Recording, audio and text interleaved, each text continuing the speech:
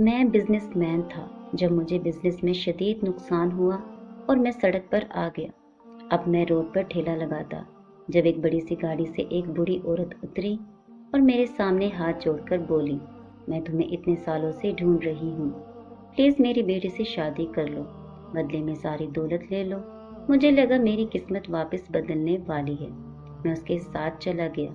جب وہ مجھے عالیشان محل میں لائی اور پھر نکاح کے کاغذات پر دستخط لے کر مجھے کمرے میں بھیج دیا، لیکن یہ دیکھتے سر سے آسمان کھسک گیا کہ بیڈ پر کوئی اور لڑکی نہیں بلکہ میری سگی۔ میں پھلوں کی ریڑھی لگائے ہوئے کھڑا تھا۔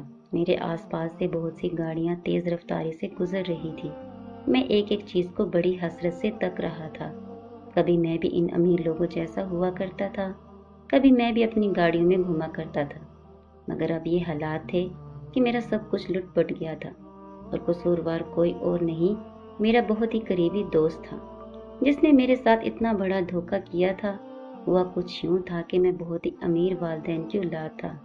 اللہ تعالیٰ کا دیا میرے پاس سب کچھ تھا۔ میرے ڈیڈ نے پہلے ہی سے میرے لیے جائیداد کے انبار لگائے ہوئے تھے، مگر میرے دل میں یہ چاہ پیدا ہوتی تھی کہ میں اپنا نام بھی پیدا کروں، میں کوئی ایسا کارنامہ کروں کہ لوگ مان جائیں کہ سیٹھ حمید تو تھا ہی بہت قابل، اس کا بیٹا بھی کسی سے کم نہیں ہے۔ انہی دنوں میرا ایک بہت ہی قریبی دوست دبئی سے 5 سال بعد لوٹ کر آیا تھا۔ اس نے مجھے بتایا کہ وہ اتنے پیسے لایا ہے کہ آسانی سے اپنی بقیہ زندگی گزار سکتا ہے۔ میں نے اس سے کہا کہ تم میرے ساتھ انویسٹمنٹ کر لو، ہم اپنا بزنس مان پر لے جائیں گے۔ وہ مان گیا اور بولا کہ ہم 50-50 کے شیئر میں بزنس کرتے ہیں۔ سب سے بڑی بیوقوفی مجھ سے یہ ہوئی تھی کہ میں نے سوچا کہ دوست کے ساتھ کاغذی کارروائی کرنے کی ضرورت نہیں ہے۔ اس نے اسی چیز کا فائدہ اٹھایا، بہانے بہانے سے میرا سارا پیسہ اینٹھ لیا اور اس نے مجھ پہ سڑک پر لا کر کھڑا کر دیا تھا۔ میں اس صدمے سے سنبھل نہیں پا رہا تھا۔ میں ہسپتال میں ایڈمٹ رہا۔ میری والدہ کی بھی طبیعت بہت خراب رہنے لگی تھی۔ ہم پر فاقوں کی نوبت آ گئی تھی۔ کئی دن تو ایسا ہوتا کہ میں امی کے لیے باہر سے کچھ لے آتا، مگر میری اپنی بھوک جھونکی تو رہ جاتی تھی، کیونکہ میرے پاس اپنے لیے روٹی خریدنے کے بھی پیسے نہیں ہوتے تھے۔ اب حالات اس قدر بگڑ گئے تھے کہ امی کو بھی بھوک کاٹنا پڑ رہی تھی۔ مجھ سے یہ سب برداشت نہیں ہو رہا تھا، اس لیے میں نے اپنے لیے پھلوں کی ریڑھی لگا لی تھی۔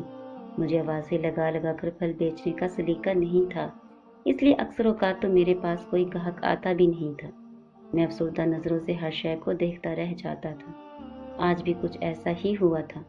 صبح سے میرے پاس ایک بھی گاہک نہیں آیا تھا۔ اس چیز نے مجھے بے حد پریشان کر دیا تھا۔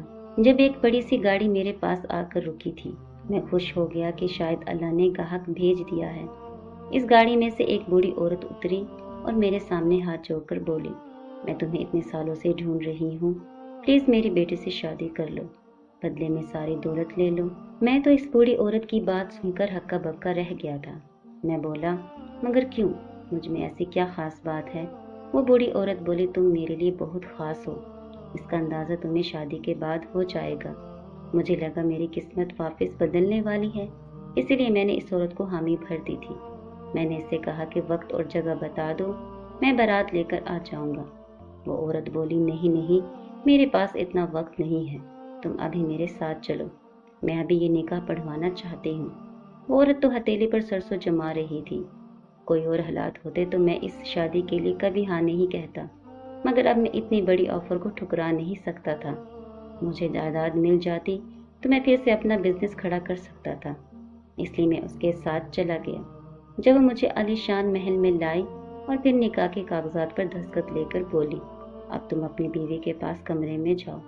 میں نے اس کی بات مانی تھی، لیکن جو ہی میں نے کمرے کا دروازہ کھولا، یہ دیکھتے ہی سر پر آسمان گر پڑا کہ بیڈ پر کوئی اور لڑکی نہیں بلکہ میری سگی وہ ہانیہ تھی۔ ہم دونوں کالج میں ایک ساتھ پڑھتے تھے۔ میں اس کے حسن سے بہت متاثر تھا، مگر وہ میرے دام میں آتی ہی نہیں تھی۔ پھر میں نے اسے محبت کے جھانسے میں پھنسا لیا تھا، اس کے ساتھ جینے مرنے کی قسمیں کھائی تھی۔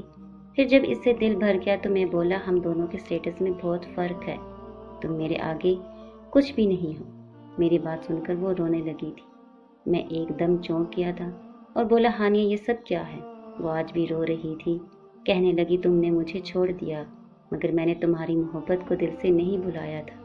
میں تمہارے مقابل آنا چاہتی تھی، اس لیے میں ایک امیر بڈھے کے ساتھ شادی کر لی۔ وہ مر گیا تو اس کی ساری جائیداد میری ہو گئی۔ دیکھو نا ریحان، تم بھی تو میری بد دعاؤں سے کہاں پر آ گئے تھے کہ تمہیں پیسے کے لیے مجھ سے شادی کرنا پڑی تھی۔ لیکن ریحان، میں نے یہ شادی تمہیں نیچا دکھانے کے لیے نہیں کی، بلکہ میں سچ میں تم سے محبت کرتی ہوں۔ میری ساری جائیداد لے لو مگر مجھے اپنا لو۔ میں رونے لگا تھا، ہاتھ جوڑ کر اس سے معافی مانگی تھی میں نے۔ اس نے معاف کر دیا تو ہم نے ایک خوبصورت زندگی کی شروعات کر دی۔ آج ہم دونوں ایک خوشحال زندگی بسر کر رہے ہیں۔